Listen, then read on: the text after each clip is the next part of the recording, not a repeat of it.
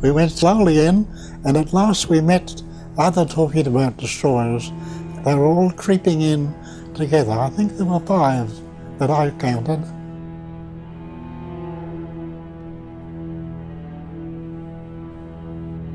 The 3rd Brigade were the landing party.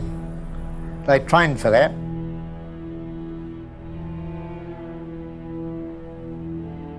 Well, I always remember the High Command addressing it before we're leaving the ship to get onto a destroyer.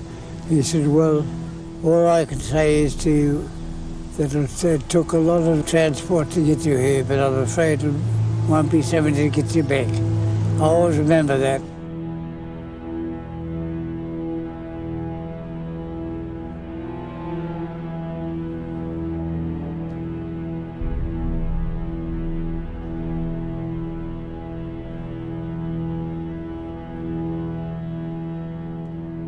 They took us all as close as possible in the deepest water. Then we had to get into rowing boats.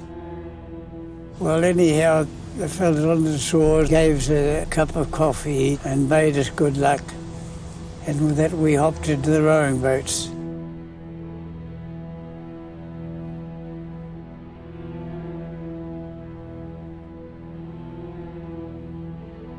There are very few members of the 9th Battalion who had any previous experience of warfare, and most of us were very young. It was rather like a schoolboy's raid on the food supplies when we were quietly climbing down the rope ladders over the sides of HMS Queen and getting into the boats that were waiting for us below. However, we very soon learned that this was no picnic.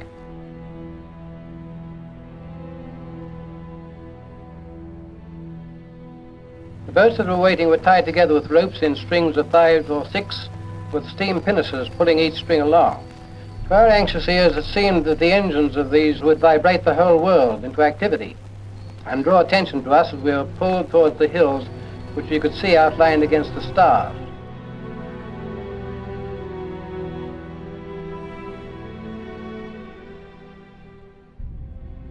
The crescent moon rising from behind the hills was strangely symbolic of Turkey, but its beauty was entirely lost on us. We only wondered to what extent it would show us up to the Turks who were on the hills. But what was puzzling everybody was everything was so quiet, and not a sound, not a word.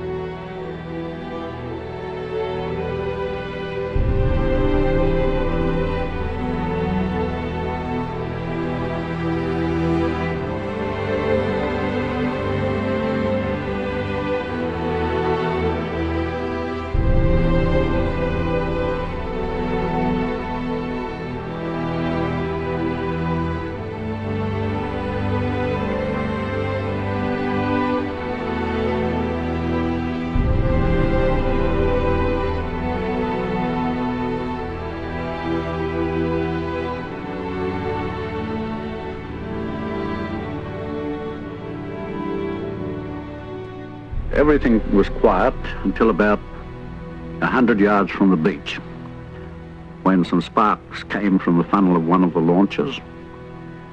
The Turks fired a signal light ashore and immediately opened fire on us. Reedy notes of the Turkish bugle eventually broke the silence on the shore, and this was followed by rifle shots, and bullets were coming our way.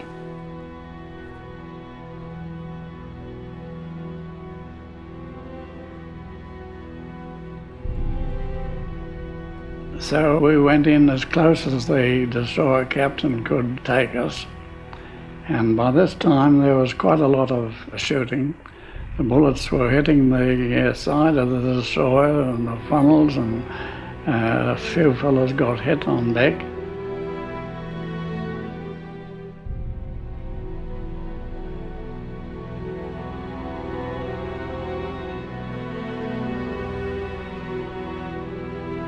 As they got closer to the shore, that's when the Turks seemed to be aware, because bullets started hitting our torpedo boat destroyer.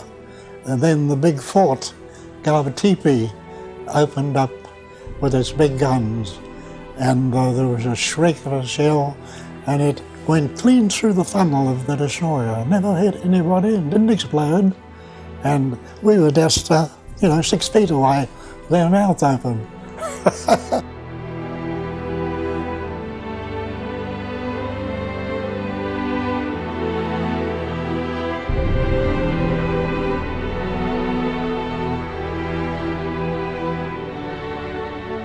There wasn't a great deal of artillery fire, but they had such good targets they couldn't miss, boats going ashore like that.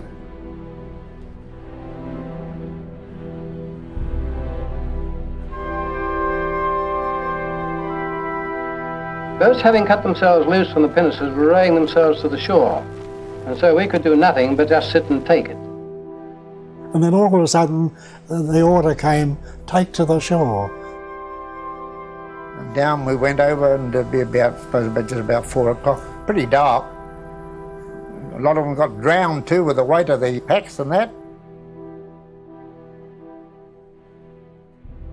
When we jumped overboard, we was chest high in water, and when we got above high tide mark, we had to take our packs off and leave it on the beach, and then proceed in the direction of where the rifle fire was coming on, because it was still dark, see, and we had to go by sound. You just keep your rifle above your head, keep that dry. I could see these cliffs, so I run into the cliff. You didn't care who you were with, as long as you got away from the fire. And I remember one bloke, he got hit in the mouth, he lost part of his tongue. I couldn't understand what he was talking about. They weren't prepared for the slaughter.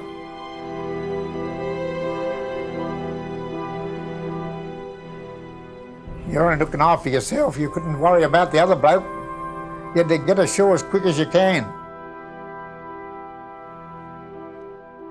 We was all worked up to that pitch, it's either you or me. The grounding of the boats was most welcome, as then we could jump out and do something. We soon found plenty of outlets for our energies. When we hit the beach, the men dropped their packs and went straight up the hill in front of them.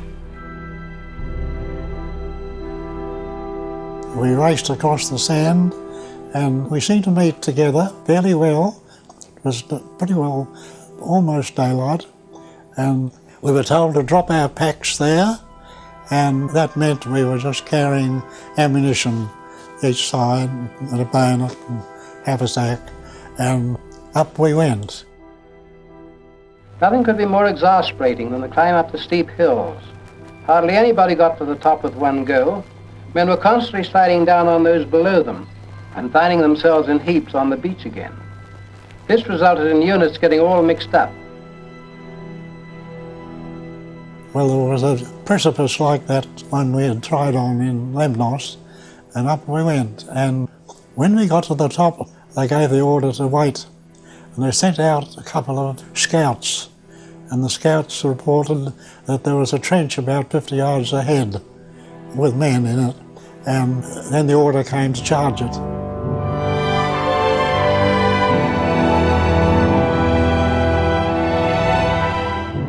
Halfway up the hill, we came to a trench from which we could see the garrison running up the hill, and in which there were still about half a dozen Turks with their hands up.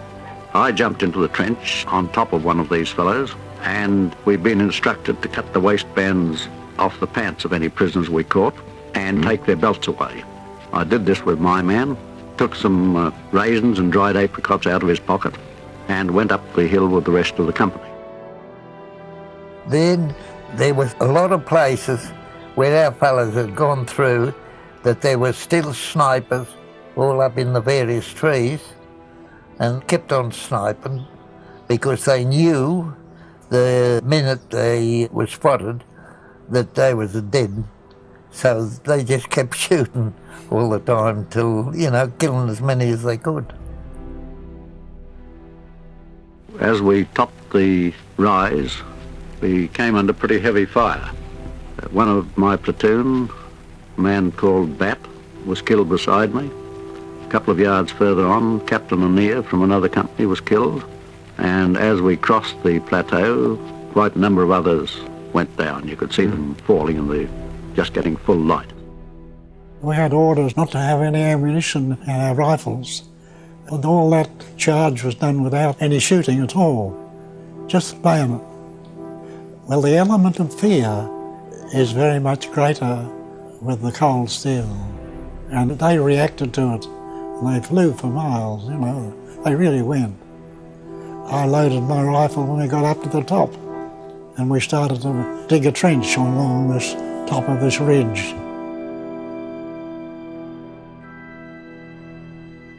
Later, a message came along the lines for 3rd Brigade men to report on the beach.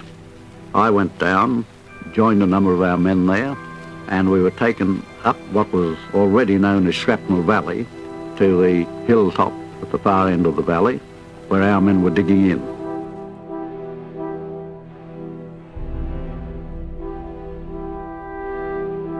When we got the unit together again, we looked anxiously around to see who was there and who was not. There were very many glad greetings and very many sad inquiries. The cost had been very high.